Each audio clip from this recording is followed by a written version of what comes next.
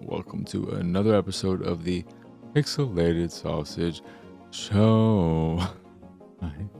Hi. Can you hear how excited and full of energy I am? Because I'm so full of energy. I'm, of course, Marcus Nez, your host. The energy one. I don't know. I got a topic I want to talk about before I get to what I've been playing, which includes the last case. It's the last case of Benjamin. It's the curious case of what's the name of this game again? I didn't bring up the list because I'm like, I remember these things. The last case of Benedict Fox. All right, last case. And road 96 mile 0. So look forward to those two a little later in the show. But I have a topic that's related to that somewhat I want to talk about, because as I was listening to the Min-Max show, this week's Min-Max show, they were talking about a game, and this goes in line with what I'm about to ask people, and I really want to get replies and hear what people have to say regarding this question. They were talking about some game called Sonny's Hatbox Thingamajigger, whatever. The point that I'm getting to, though, is I think we, as an industry, on all fronts, from critics, fans, have a problem explaining what it is about a game that makes it special, that makes it worth checking out, that makes it interesting, that piques one's interest.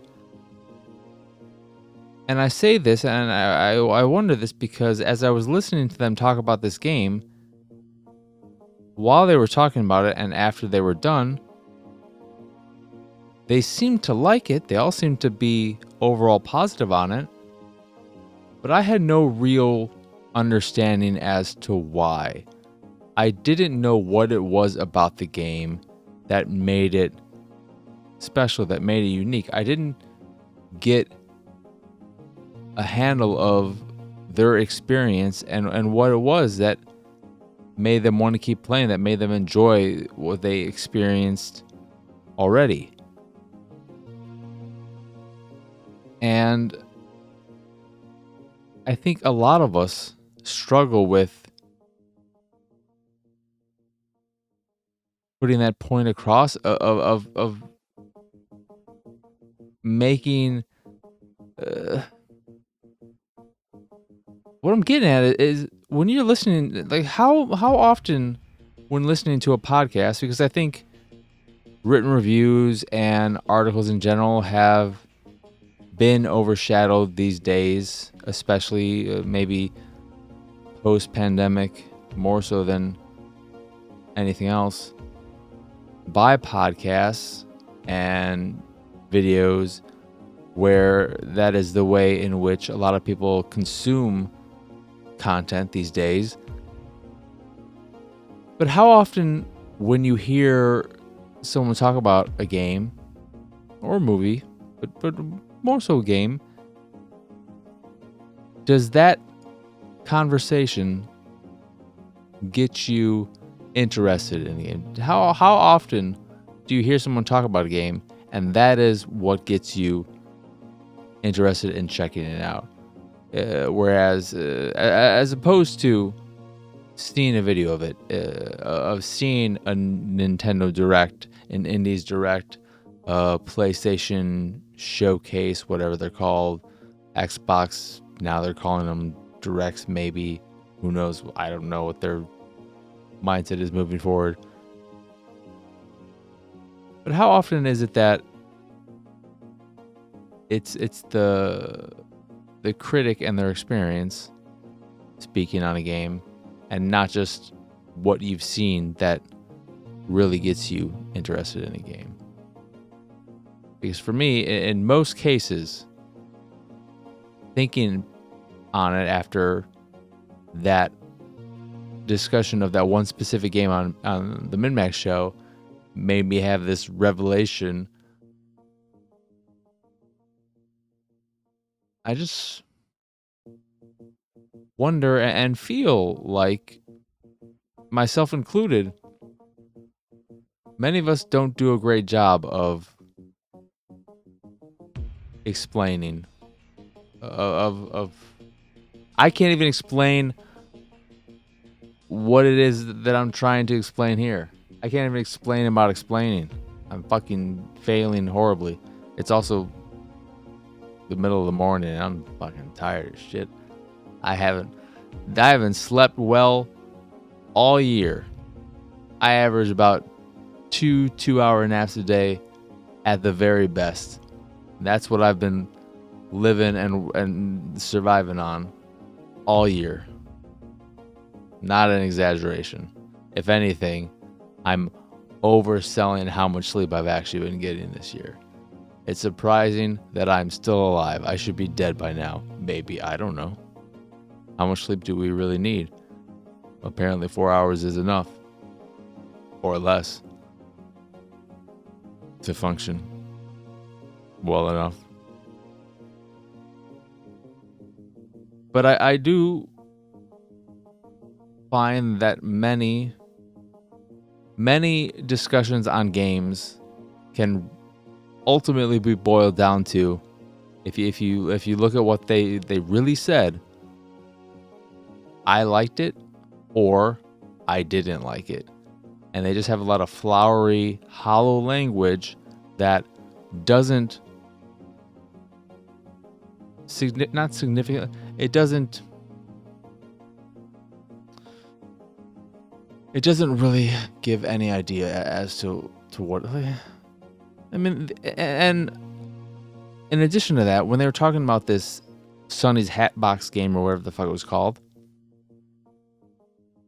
another issue I think many of us have and fall back on, because we have a lot of assumptions and assume that the audience consuming our content is well-versed in the industry, well-versed in games, have experienced many games, played many games, and even if they haven't, they know about many games, having heard other people talk about it, etc. That we've used certain terminology that isn't, to me, as widespread or as clearly understandable as we like to think they are. For instance, this Hatbox game, which it may not be anything like that, but the game that they were talking about had a Fulton-like system from Metal Gear Solid 5 and before that Peace Walker. Portable Ops, I believe, first introduced the mechanic of recruiting troops, but I believe you just drag them to the back of a truck. And it was Peace Walker that introduced the whole balloon system. Regardless, they never once, to my recollection, explained what a Fultoning system is. They just kept talking about how that's one of the elements in the game.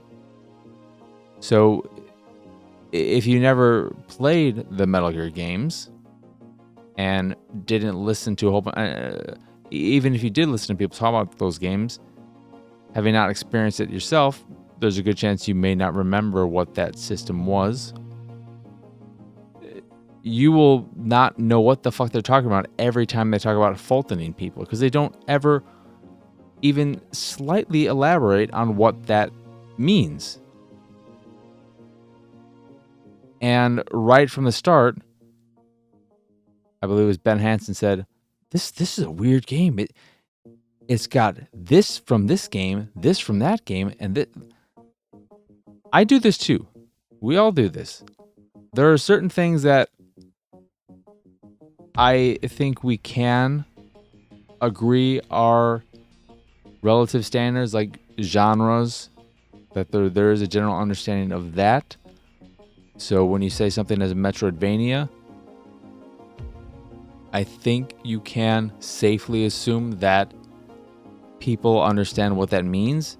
If they don't, and I'm not saying that we have to, not that this is a bad thing if we try and do this, but you don't have to act or speak in a way under the assumption that every podcast, every time you talk about a game, it is to an audience who has never played a game before, has never listened to a podcast before, and is doing all this for the first time. You don't have to act like you're constantly popping cherries, but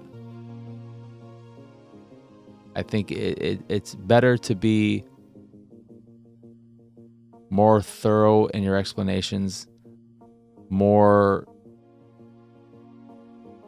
descriptive than not. I don't know what the fuck I'm getting at.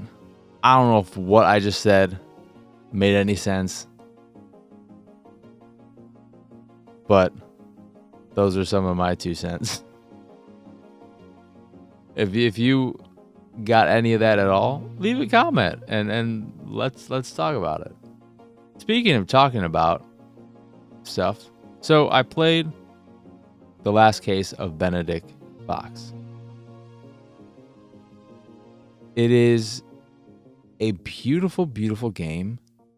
That is what stood out to me first and foremost, and I think what stood out to most people when it was first, I don't know if it was revealed at an Xbox Direct or if it was previously known.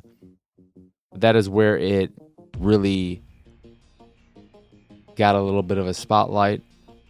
In addition to it being announced, it should be out when you hear this, and it is on Game Pass, so that means you can check it out for free if you have Xbox and Game Pass and want to give it a go.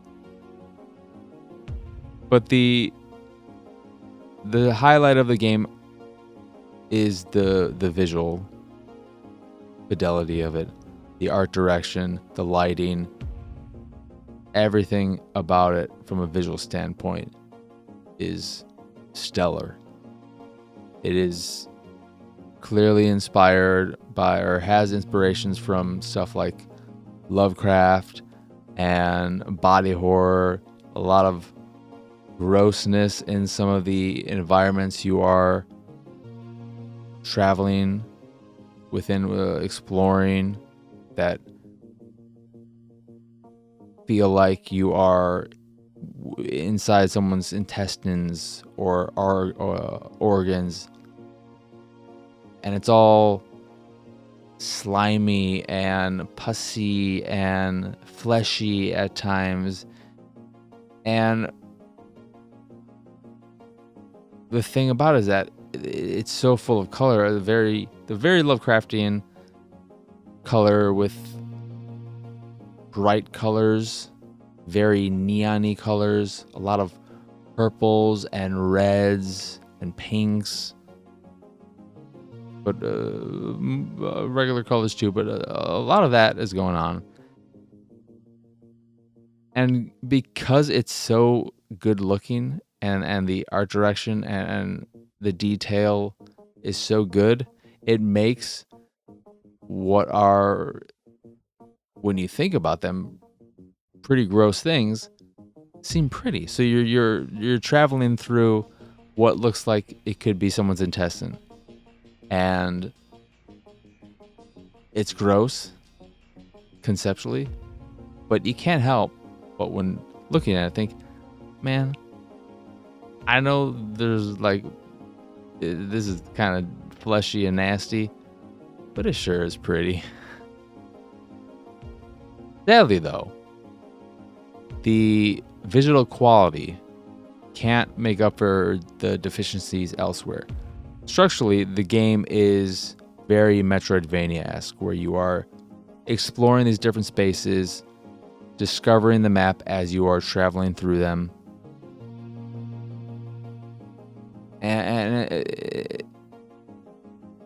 instead of structurally too, you are trying to unravel this mystery stemming from your home.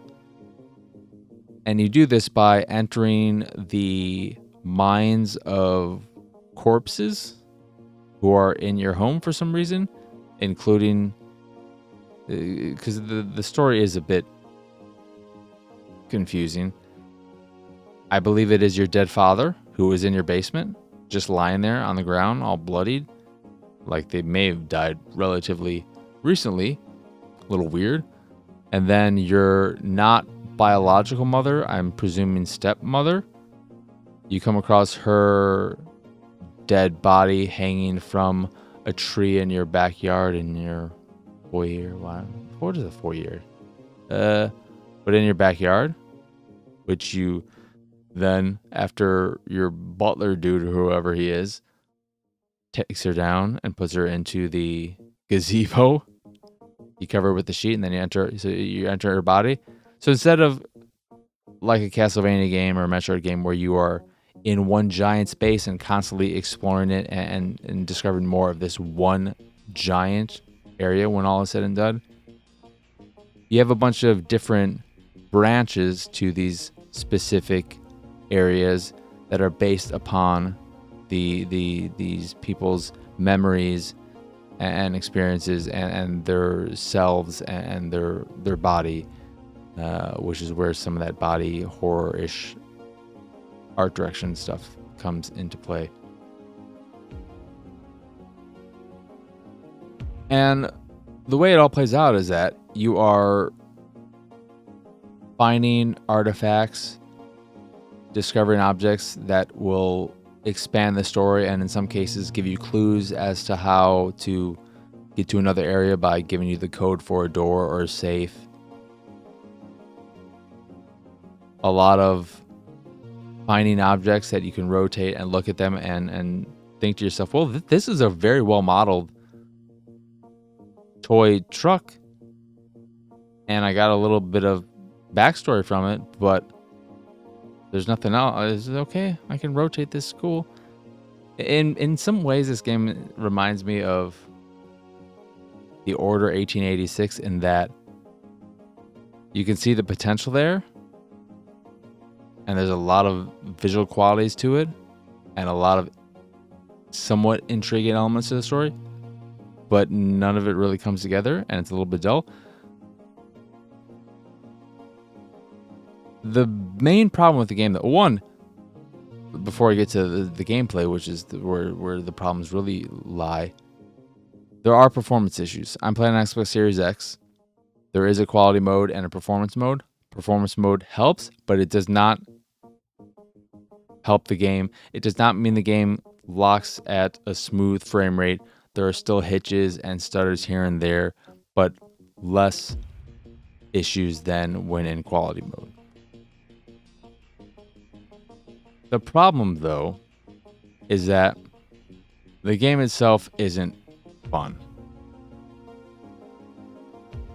The combat is super basic, where you have a parry system, a basic attack system, and then a flare gun, which is how you dispatch of enemies quickly and completely without having to brute force and hack and slash excessively on them.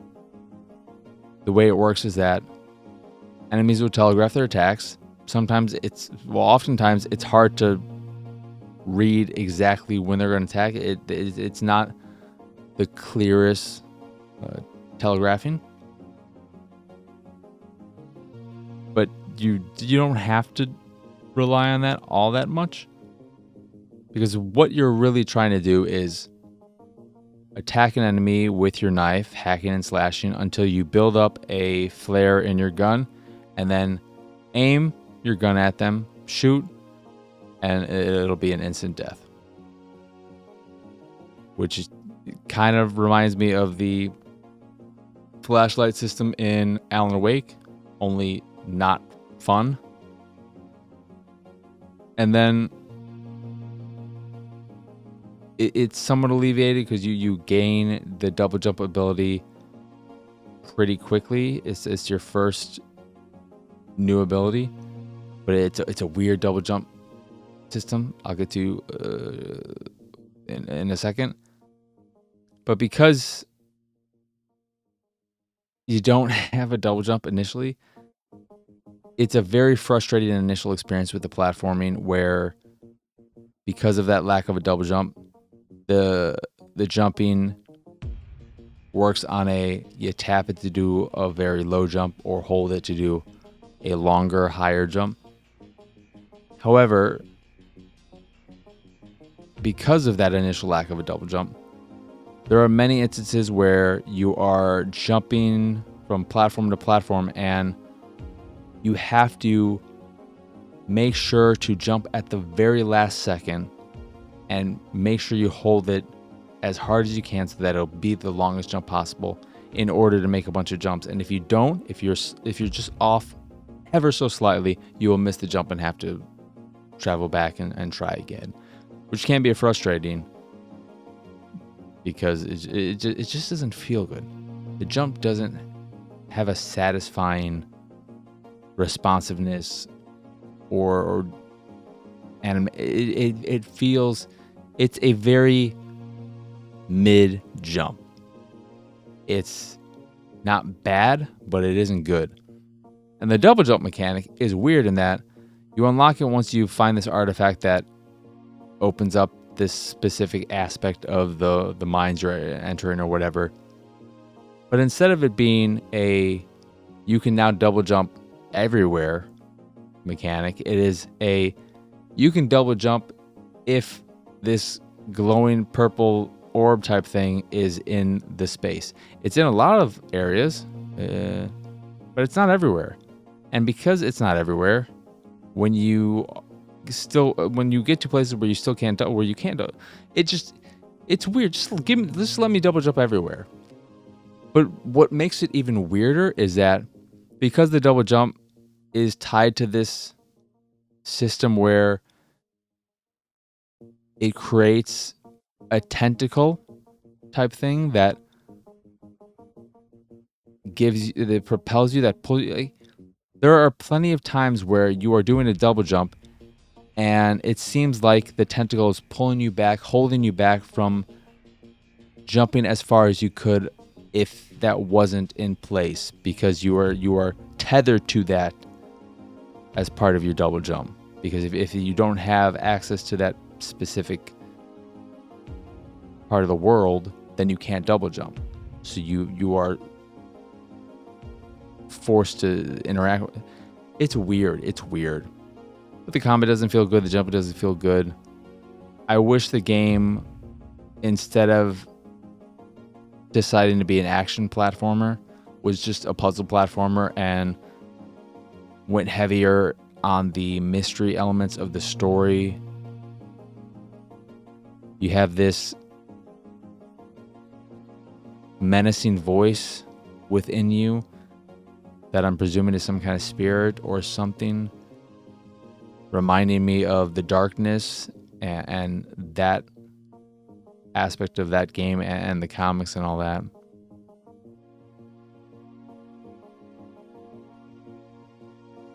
Yeah, it's disappointing. The performance stuff is not great.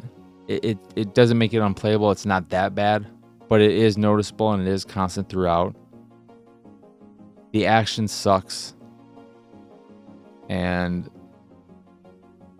the main reason why I would keep playing, and why I think many people would probably keep playing if they choose to keep playing, is because of the visual quality and seeing what new areas look like.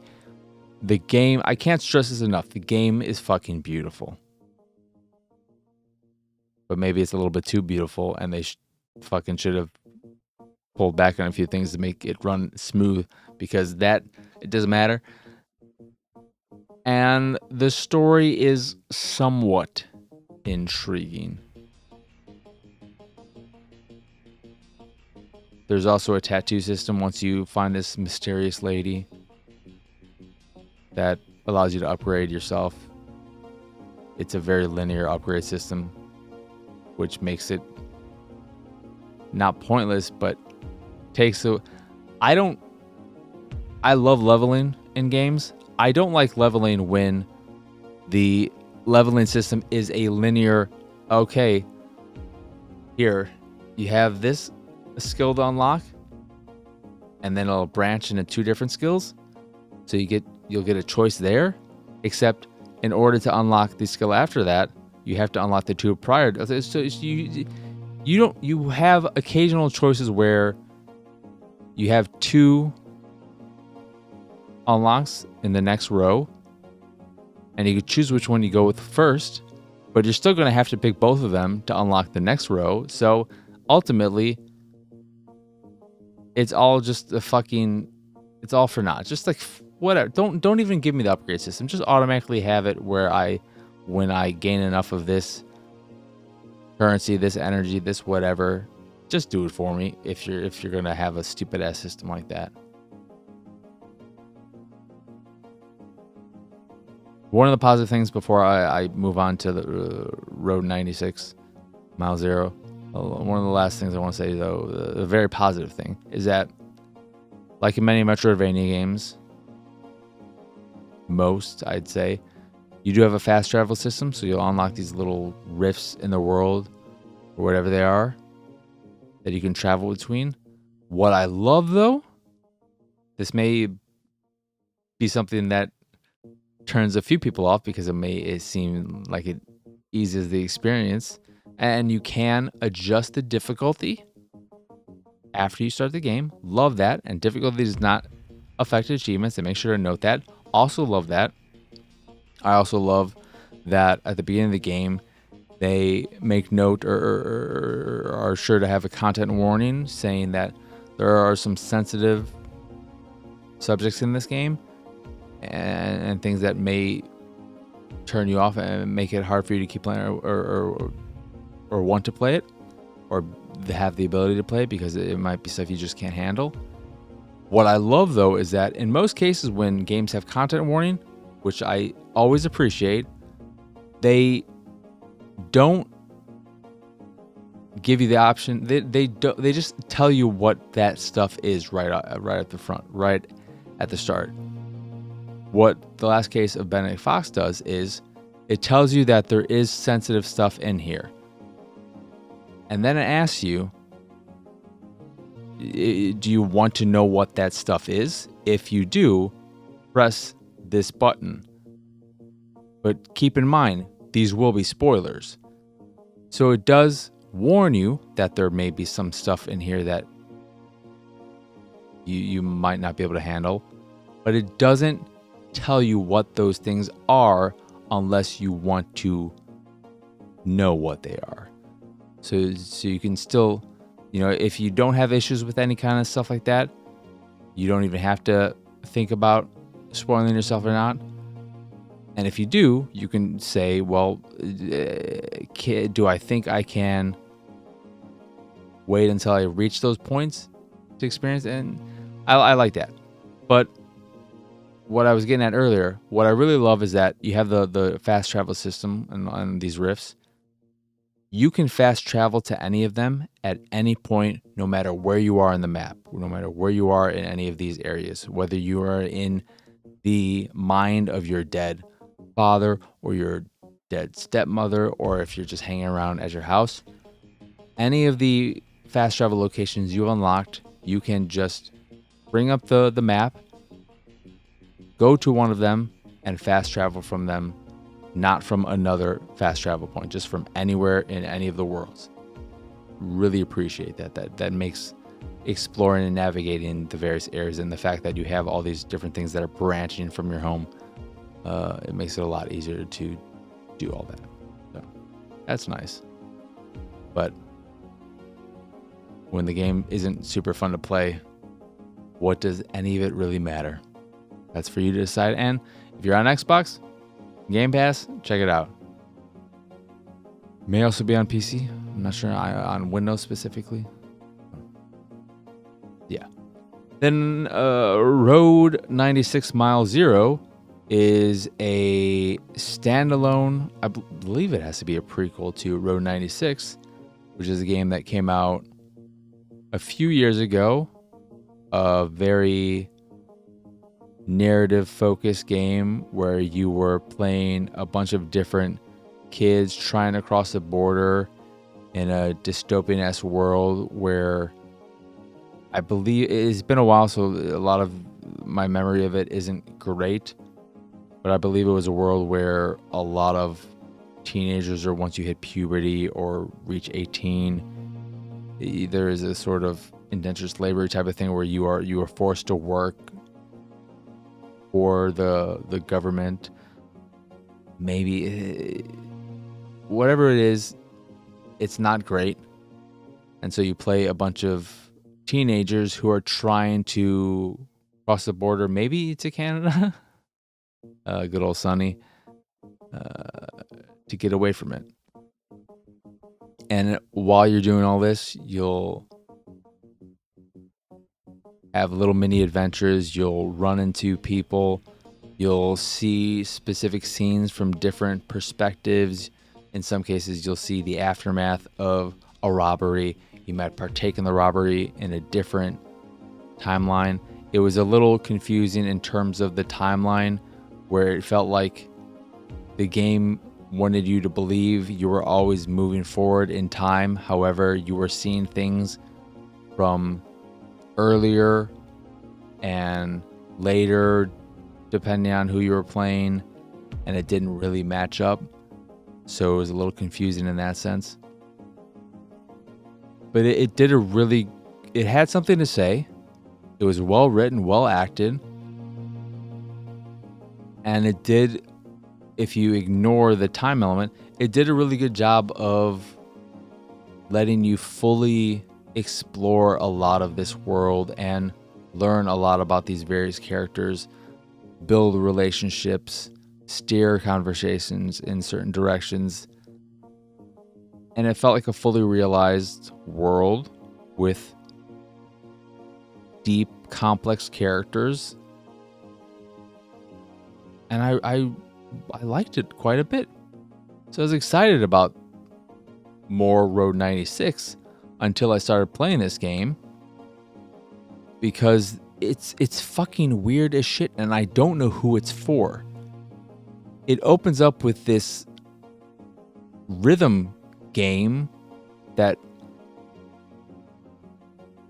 is very mobile-ish, where you are doing an endless runner behind the back. So it's not a side-scrolling endless runner, but a 3D endless runner on a pathway, jumping or crouching under obstacles, collecting these orby things. And it's not fun. The music's great. The music in these sections are great. There are multiple sections of these. They happen usually between scenes. And they have some great music. The opening one has a lot of trombones, and I think it's just a musical piece. But there's an Offspring song, so there's some licensed music too. The music's great. Those elements aren't fun. Then I got out of that, and I got into this conversation with this dude. I was playing Zoe, and my friend Kaido, I believe his name was. I was immediately struck by how weak and bad the writing was. I was surprised by how bad the writing was, based on my memory of the first game. I was like, okay, well, whatever. We just started. And I'm kind of still in shock by how it all opened with this weird rhythm game, mini game, essentially. Whatever. Then I transitioned to the next scene after I let that one play out, did my bit of talking, and went to this area, because you then are given multiple options as to where you want to go, given the game replayability, of course. Why you would ever want to replay it, I don't know. Because I went to the square, I went to Tyrax Square, and I came across Kaido's mother and this hoity-toity lady who's selling her newspapers, and Kaido was supposed to deliver them, but he's not there because he's supposedly sick. And so I offered to help. And then it becomes another mini game, this on-rail shooter, where I'm just going around fucking throwing newspapers at people, hitting them in the butt. They grab their butt, hitting them in the fucking shins, they fall on their ass. And it's this really silly, weird, tonally, because there are elements of the story where it's clear the game has some serious fuck you alarm, has serious things it wants to say, but so often it undermines all that with these really silly minutes. Because when you're doing this newspaper thing, this on rail thing as well, there's silly music going on. It's like, and you're just, what is happening? I was so confused by what was going on, and the minigame did not explain what it wanted me to do, so I didn't know what I was supposed to do with these newspapers. Am I supposed to throw them into mailboxes? There were no mailboxes, and then I saw there were some, and I threw them into some of those. I was like, is this supposed to be Paperboy? What the fuck is going on? And then, outside of you and Kaido, making it even worse, is that so much of the voice acting is bad. It is real bad. Bad to the point where I am not wholly sure if the majority of the game was actually voiced or if it is all AI generated from a bunch of people reading a handful of paragraphs that are pre-designated as good paragraphs for AI to take what you say and generate a good enough fake human from your voice. Guess what? It doesn't. If these are all actual voice actors, y'all fucking, you gotta fucking liven up, people, because you sound like AI. And then the two main actors, they sound like they recorded their lines in various locations. Sometimes one line after. There was a point where Kaido was speaking, and one sentence sounded clear and fine and good, and the next one, the levels were different, the clarity was bad. It was like he was in a completely different space, even though we were in the same location in game, same scene, no change, but suddenly he sounded completely different. This game, Mile Zero, feels borderline like a slap in the face to fans of the original. And I don't understand who it's for, because if you loved the original game, I don't see how you enjoy this. It's not the same. It's not the same experience at all. And if you never played the original game and somehow like this, you're not going to like the main game. You're not going to like just Road 96 because it's not like this. It doesn't have all these stupid mini games and this more lighthearted nature to it. Another one of the rhythm sections is after you escape your bodyguard, who's fucking horrible. That voice acting, awful. The writing was terrible, wasn't funny. And then when you're doing the rhythm section, he becomes giant and is chasing you, and it's silly and weird, and it's just there is this like class thing in the story, and the haves and the have-nots, and the fact that you are essentially sort of like of the 1%, and your friend Kaido is very not well off and living in the only basement apartment in this town, and comes from this other area that is very poverty stricken. And it's just, if you're trying to have anything serious you want to say with your story, it's not going to work with how you're handling the actual gameplay. So if you play this as a newcomer and like it, don't see how you'll enjoy the main thing. And if you don't like this, why the hell would you give the other one a go, which is an actual good game? It's weird. It is weird. But yeah, I don't like it. Disappointing. But that's what I played. How poor of a job did I explain all of it? I'll let you be the judge. But I've said this before. That's something I want to work on. That's something I want to be better at. And only through practice and trying can I achieve that. Can we all achieve that if we think that is an issue or not? I think back and always appreciate. To me, the shining example of who did this so well is Sean Elliott. Games for Windows Radio, GFW Radio. He, more than anyone, the Idle Thumbs folk were also very good at it.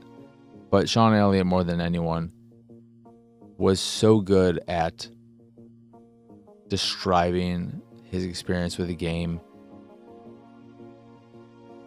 And he was special in that he was so intelligent, so smart, and so able to explain and describe things. But he had this incredible, silly, weird, dumb sense of humor that felt at odds kind of with that intelligence. It's like, how you're so smart, and yet you talk about Second Life and having raining dicks on people. What? It's so weird. And like, speaking of Second Life, he made me want to play Second Life because the way he talked about the game made me want to experience what he experienced, because he did such a good job of illustrating it. It's no surprise that he made such a great transition from critic to developer, and specifically in level design, because it's clear he had such a great understanding of how everything, like Sean Elliott is the gift I wish we still had coming at us in podcast form. I miss GFW Radio. But what I don't think you're going to miss is me, because the show's ending this episode. That is not the show in general. So yeah.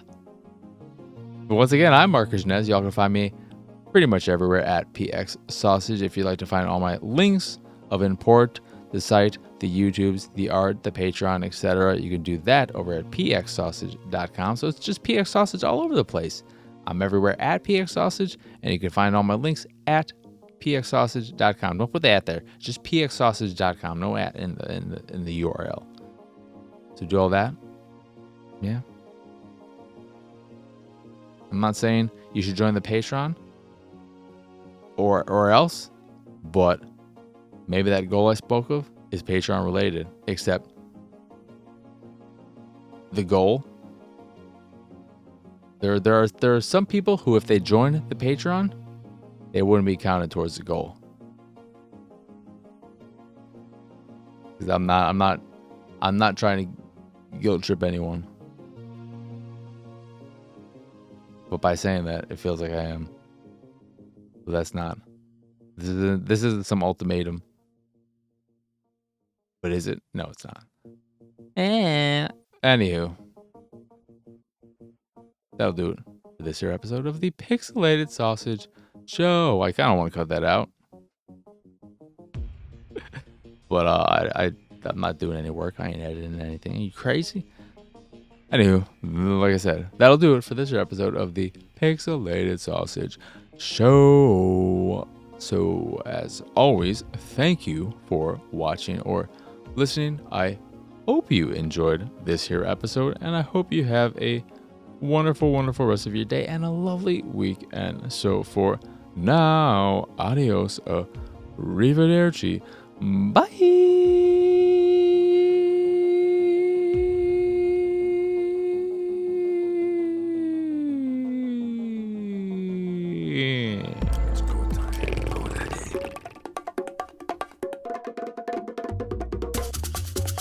It's go time, go daddy.